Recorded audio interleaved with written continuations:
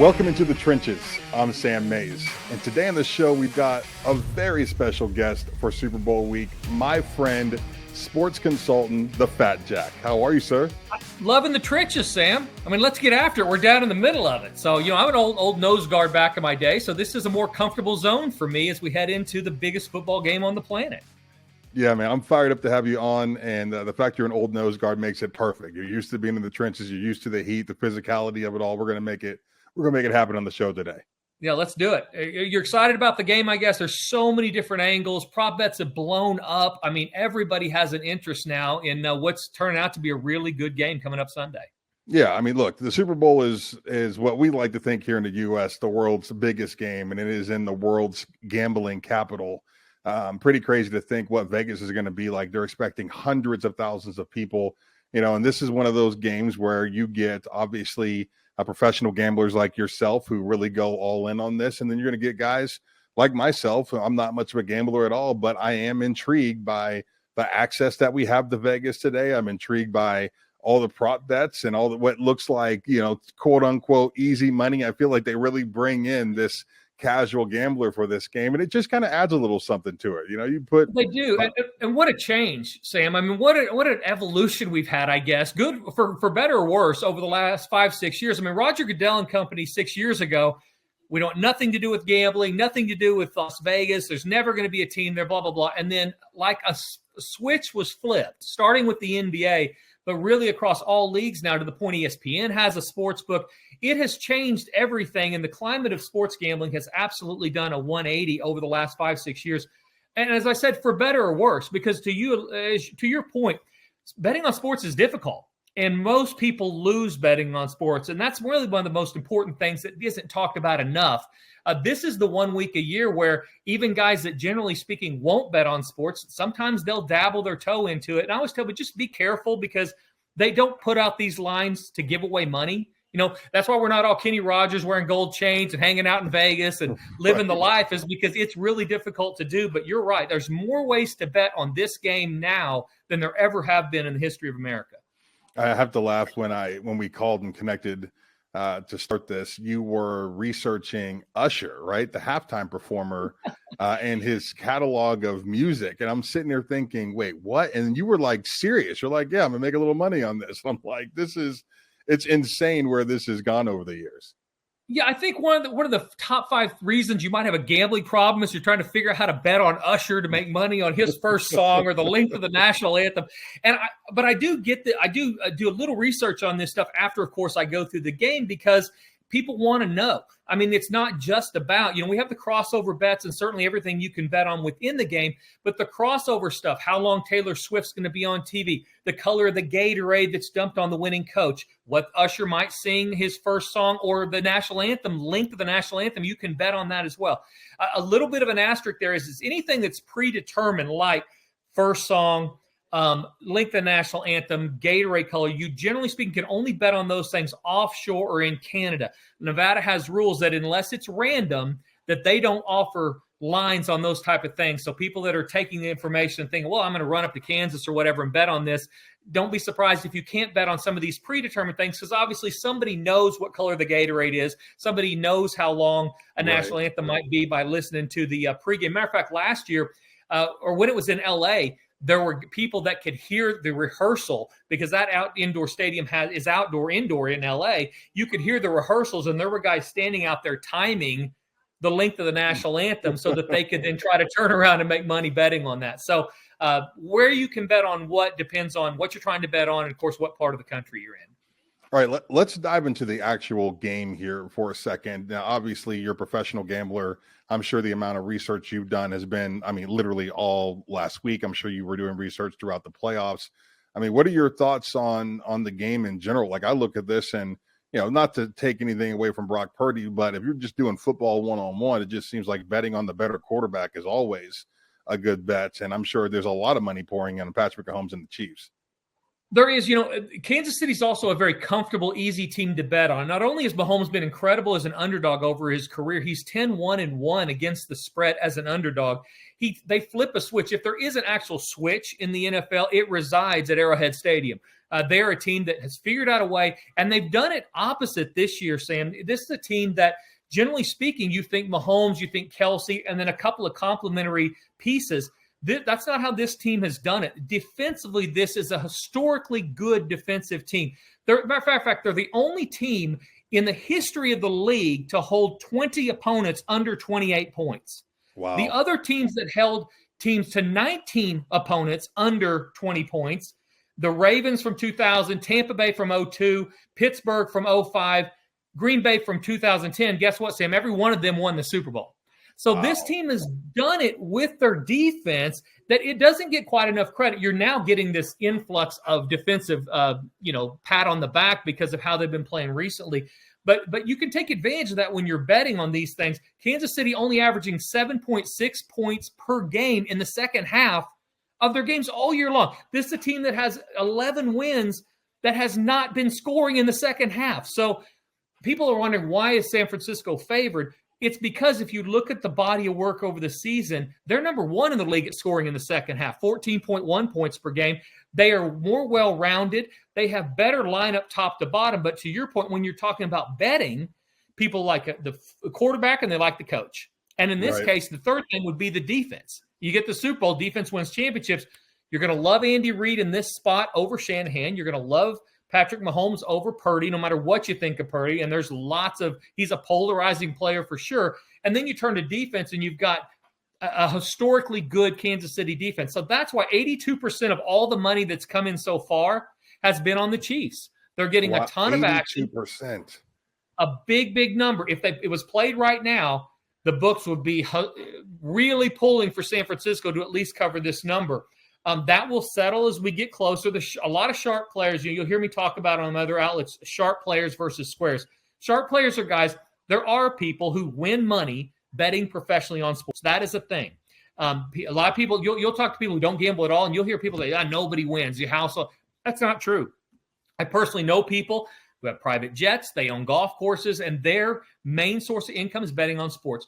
A lot of those guys, they're sharp players. They are kind of abstaining right now. They've already hit some of the prop bets, but they're abstaining on what side they like. The general public, though, filing in on Kansas City. The thought process is you'll get more San Francisco money as we head up to game time. You've already had $1 million bet out of Michigan. You've had multiple $100,000 bets. And I talked to a couple line setters, Sam. They told me that they've had more inquiries about wanting to take $1 million, or if they will take $1 million or more bet on this game, tenfold from what they generally would get when the game's someplace else. So translation, not good gamblers, but rich people are funneling into Las Vegas. They're going to make a weekend out of it, and they're not going to be happy with $100. So a lot of them, $1 million or more will be coming in. So a lot of that story is yet to be told. But right now, Kansas City dominating the amount of money bet on them. What are your thoughts on just the players in general here? Obviously, if you are a player that doesn't play for the 49ers and Chiefs and you're in town, you're able to do all the gambling and things that you want to do. But if you are in one of those teams, not only can you not bet on sports, obviously, but you can't gamble at all. Do you feel like there's any risk, having the game there in Las Vegas in regards to the teams that are playing? Sam, if you're a professional football player, and by the way, I do a TV show with Brandon Marshall, who played for the Broncos back in the day every year. And so I've talked in detail with him about both the risk of gambling and temptations that might come all the way from bowl games when he was at Nevada all the way up through these type of Super Bowl situations. You can bet on sports in 38 states around the country now. So the fact it's in Nevada, there is no extra temptation versus lack of temptation simply because it's in the gambling capital of the world, because you can bet on sports anywhere. If you're a football player, and we've seen isolated incidents of this over the last, since they've been legalizing sports gambling, it's become such a mainstream topic. You've had players that have dabbled and bet on sports, and almost always they're getting caught. And they're getting caught because gambling is legalized. No, Guido the Killer Pimp standing on the corner has never turned in anybody for betting on a game. So if you were betting illegally back in the day, none of that went checked. Right now, there are companies that get paid millions of dollars. Their only job is to figure out, A, if some type of fix or slant or angle is in that's not supposed to be. And as importantly, members of the NFL and NBA, if they were to make a bad decision, step out and try to bet on something, they most likely are going to get caught, and the punishments are severe. So the fact it's in Nevada has literally nothing to do, not to mention we're dealing with multi-million-dollar per year athletes that have so much to lose if they go ahead and bet on sports when they're not supposed to. So the legalization of it has actually helped, made it more mainstream, which has helped guys not bet on it that aren't supposed to, including when the game's in Nevada. All right. So let us know what your week looks like. You head out on Wednesday, correct? I do. I just got back from there. I do a TV show called Beat the Odds that we tape on Thursdays in Las Vegas. It runs in 150 markets, runs on the Yes Network. It's in Las Vegas if you're going to be out there at 7 o'clock on Fox. And we tape it Thursday. So I'll go out Wednesday. I'll be on Radio Row Wednesday night. I'll tape the TV show Thursday, be back on Radio Row doing TV. I'm on in Kansas City also, so I'll go on in Kansas City, do some TV stuff, radio stuff there, and then hit about 50 markers or so Thursday and Friday as far as just doing exactly what we're doing here, talking about the game from a gambling perspective. That's kind of what I do when I get on TV or on the radio. And then I'll settle in for the game. I'll have a party for the game. I have always gone to Vegas, 25 years now. Just because it's in Vegas, I don't think anything's going to change. I'll have 10 or 15 people out there that either work for me or in some capacity have always come. And it's not right for me to say, hey, see you guys, I'm heading over to Allegiant Stadium. I'm going to go enjoy the game. I certainly don't want to pay $100,000 for all of them to go. So I probably won't go. It's not been a bucket list for me. I've been to all sorts of Final Fours and different things, national championship games, being an Oklahoma guy, loving the state schools. I've seen OU play in a number of national championship big games. So won't go to the game, but I'll work Wednesday, Thursday, Friday into Saturday, bet on the game, and then go to a party, watch the game like everybody else, hopefully make some money. Okay. All right. So as far as like, you're not going to hit any like celebrity, bashes or anything like that. No dope DJs for the week. Sam, I've been married for 30 years and I don't drink. And so those things to me, I got to go be nice to people I don't know. And it's loud. And if there ever was a world where that would be fun for me, it's certainly not now. If you're not trying to pick up girls or get drunk, I've never seen the point. So we'll go to a comedy show Saturday night at Resort World, DL Hughley, and there's a bunch of comedians that are there. I'm going to go do that Saturday night. But nothing to where I'm not the seen and be seen guy. It's not my thing. I don't love doing it. And so, no, I'll enjoy the town. Honestly, it'd be a better week if the game wasn't in Vegas. So I'll enjoy it more when there's not that influx of people. I was there for F1, obviously, which was a really high intensity event people wise.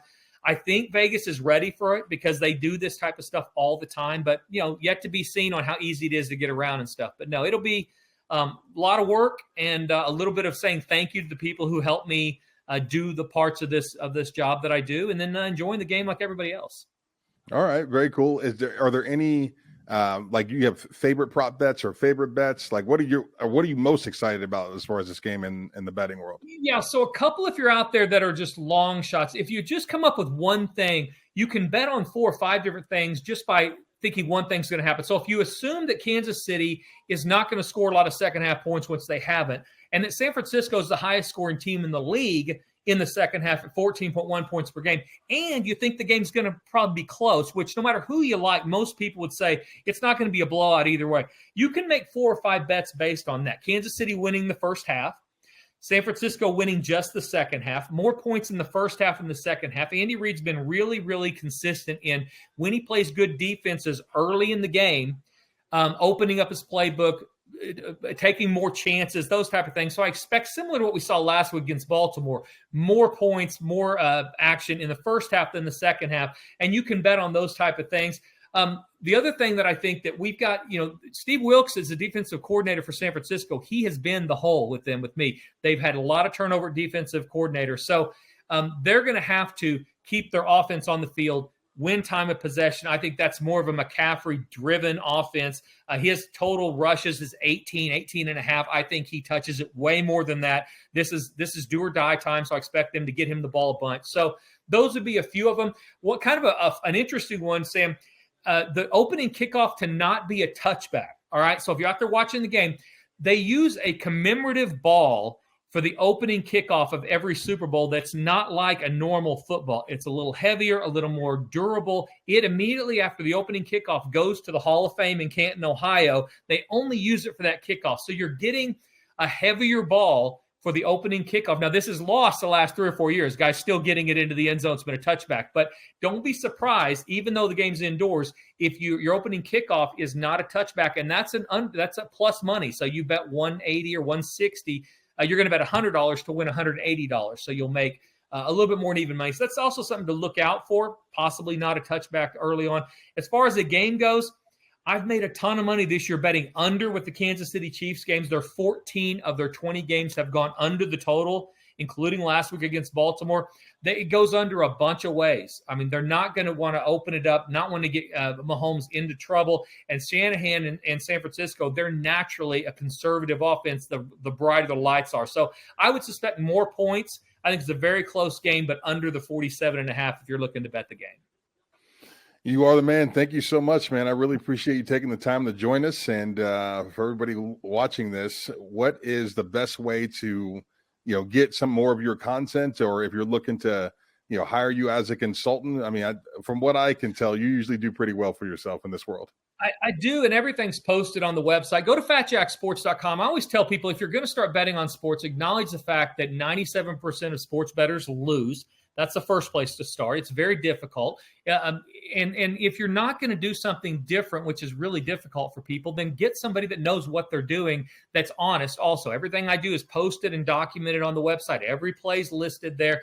You pay the amount is only based on how long you sign up. Most importantly, wager responsibly. Don't do anything above your head, and use it as an enjoyment tool, not something I'm going to pay my rent with it. So go to fatjacksports.com. Certainly listen to me. I'm on the Sports Animal every week in Oklahoma and around the country. I'm on all over. So educate yourself like anything else. Educate yourself before you're going to put any money into anything.